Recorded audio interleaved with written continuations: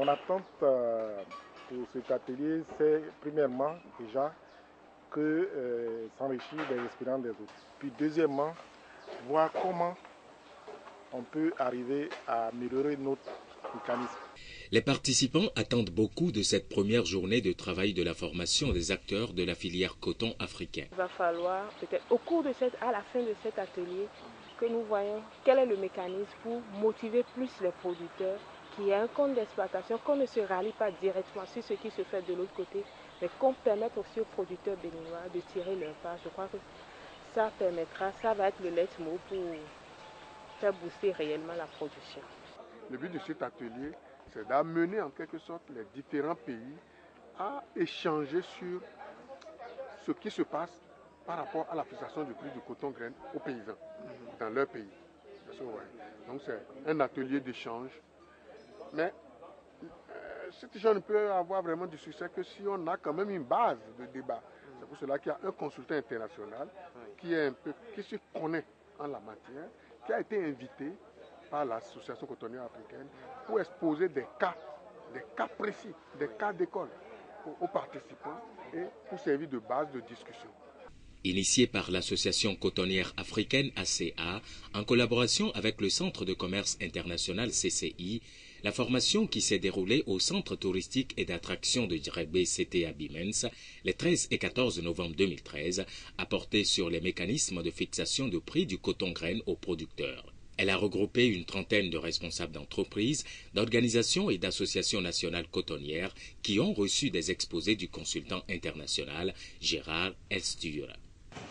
La volatilité, elle s'exprime à tous les horizons de temps, aussi bien sur le court terme, sur le moyen terme et le long terme. On peut calculer, mesurer la volatilité sur différentes périodes. Et s'agissant de pourquoi on mesure la volatilité, parce qu'il y a un risque. Et ce risque, il se traduit par des espérances de résultats de rentabilité qui sont différentes. Et la volatilité, elle ne mesure pas le sens. Est-ce que les cours vont monter, est-ce qu'ils vont baisser? Ça n'a rien à voir avec ça, c'est simplement l'ampleur des fluctuations. On ne mesure pas le sens des changements de prix. 2 jours durant, l'expert a présenté un lot considérable de statistiques sur le commerce cotonnier africain et international, avec des explications sur l'évolution des cours ces dernières années. Il a fait son développement devant le secrétaire général de l'ACA, Adeyemi Faala, et tous ses hôtes. 2008-2009, parce que, encore une fois, même une seule année, l'année 2010-2011, était complètement chamboulé, absolument tout, avec des prix qui étaient élevés et changeaient les moyennes. Donc c'est une année complètement atypique où le phénomène ici, ce qui s'est passé, c'est que les prix, ça n'a pas baissé ici, ça commençait à baisser là, et puis brusquement, ça remontait très vite. C'est une année atypique. Il y en a quelques-unes comme ça, mais en tous les cas, en 2010-2011, et c'est monté tellement haut, c'était, à contrario, les prix ont commencé à monter à partir du mois de septembre. Et à s'envoler ici, ils ont fait en quelque chose qui est comme ça, ce qui, dans les pays d'Afrique de l'Ouest et du Centre, a créé pour les mécanismes, c'est le cas au Burkina, c'est le cas notamment au Burkina, il a fallu réviser, puisque les sociétés s'étaient basées sur des cours moyens. Pour être plus concret, on a choisi quelques hôtes pour présenter l'état des lieux de la culture cotonnière dans leur pays d'origine. Ces derniers ont surtout mis l'accent sur les chiffres de la campagne cotonnière la plus récente. Au terme de la campagne 2011-2012, les résultats auxquels le Bénin était parvenu donnaient 170 000 tonnes de production de coton grain. Campagne 2012-2013, cette campagne s'est soldée par une production de 240 000 tonnes, déjà de 70 000 tonnes supérieure à celle au terme de laquelle le gouvernement s'est inquiété. Et elle s'est bien dénouée, puisque les producteurs, pour une fois, ont été entièrement payés. Nous avons voulu prendre cette année la précaution d'être plutôt équilibré. La production va certainement osciller autour de 340 000 tonnes. Donc les hypothèses minimalistes donnent 306 000 tonnes et au maximum, on est en train de tabler sur 360 000. Nous retiendrons également la privatisation de la filière coton au niveau du Burkina en 2004, laquelle privatisation a tenu à maintenir une filière intégrée à partir de l'expérience que nous avons vécue au niveau du Bénin. Ceci étant, donc nous avons maintenu une filière intégrée tout en cédant la zone Est à un opérateur privé Socoma et la zone du centre à un autre opérateur privé Faso Coton. Concernant la production cotonnière, nous avons quand même quelque part amélioré nos performances entre la campagne 2011-2012 et la campagne 2012-2013 avec un accroissement de la production d'environ 22%. Et pour la production, attendue au cours de la campagne 2013-2014, nous attendons une augmentation de 18% environ, qui doit passer donc la production de 464 000 tonnes en 2012-2013 à 550 000 tonnes attendues pour la campagne 2013-2014. Out of our consumption of 200,000, I would say at present 200,000 bales, we import 80% from Tanzania and Uganda. Les participants venus de divers pays du continent ne manquent pas d'interrogations. Des représentants de pays comme le Burkina Faso ayant réalisé une bonne campagne lors de la saison 2012-2013, à ceux des pays moins bien lotis sur la même période comme le Kenya, tous les hommes et femmes présents dans la salle veulent mieux cerner la question et surtout trouver de meilleurs mécanismes de fixation de prix. Est-ce qu'il faut, comme vous l'avez fait, fixer des barres prix au niveau plancher et niveau un peu plus au plafond?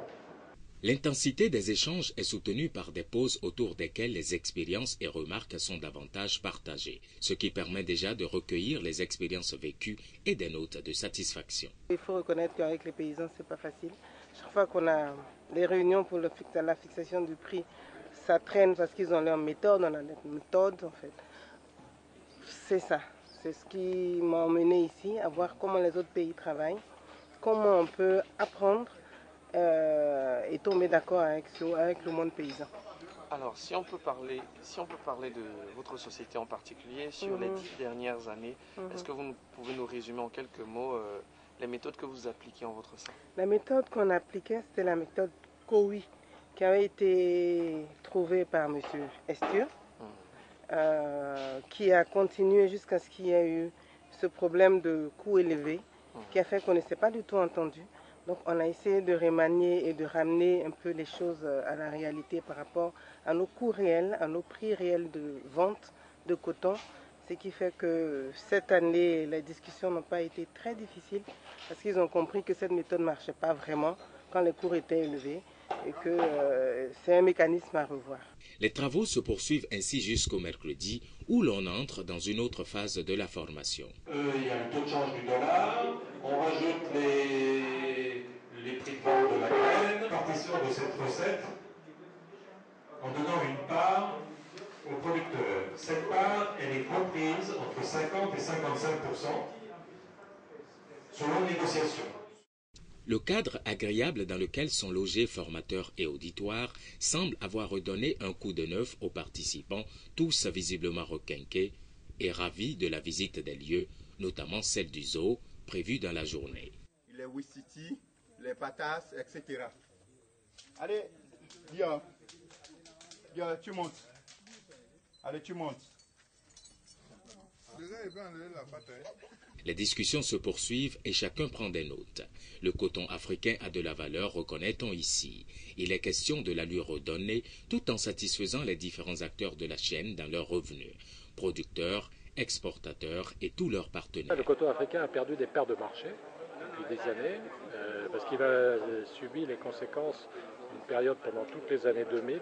Les cours ont été bas et les gouvernements africains, au moins malgré leur désir de le faire et l'importance socio-économique du coton, n'ont pas les moyens de soutenir leur production comme le font leurs principaux concurrents. Mais heureusement, le coton, au moins dans l'Afrique de l'Ouest et du Centre, depuis 2 ou 3 ans, compte tenu du fait que les cours sont à des niveaux historiquement relativement élevés, la production est en train de rebondir. Après l'utile, l'agréable. À la fin des travaux, vient donc l'heure de la visite du zoo et des autres attractions du CTA Bimens. Un moment de détente après cet atelier de formation qui a beaucoup apporté et qui rend désormais les uns et les autres optimistes. L'appréciation que je fais de cet atelier est vraiment positive. Positif dans le sens que j'ai pu écouter les mécanismes de fixation de prix dans presque tous les pays de production du coton, en Afrique occidentale et en Afrique orientale, tout précisément dans l'Afrique anglophone, Est. Bon, ça nous a permis d'analyser et de voir les insuffisances que nous avons dans nos pays francophones, tout précisément dans l'Afrique occidentale, pour que nous puissions améliorer notre mécanisme de fixation de prix. Parce que le prix ne se fixe pas au hasard. Parce que le prix fixé au hasard, ça peut léser soit les sociétés d'égrenage ou soit les producteurs. Mais avec tout ce que nous sommes en train d'apprendre depuis le matin, je crois que les prix qu'on fixe seront les prix équitables. Well, the day so far has been pretty insightful, and there have been a number of issues raised in the meetings we've had thus far. I think I just need to show a great appreciation for the different pricing models that exist in many different countries, especially up here in West Africa. There's a lot that I can learn and take back to the Zambian setting, seeing as we are yet to implement a pricing model for our country as yet. So I just have to show appreciation to the different models that have been presented thus far and pick up one or two items from them which I can recommend for implementation in Zambia in the near future. Créée seulement le 19 septembre 2002 au Bénin, l'Association cotonnière africaine se veut un modèle d'association pour le continent. Comme le clament en effet les experts en économie, ce n'est qu'en travaillant ensemble que l'harmonisation des prix et des pratiques commerciales peut devenir une réalité et booster véritablement l'économie pour le plus grand bonheur des Africains.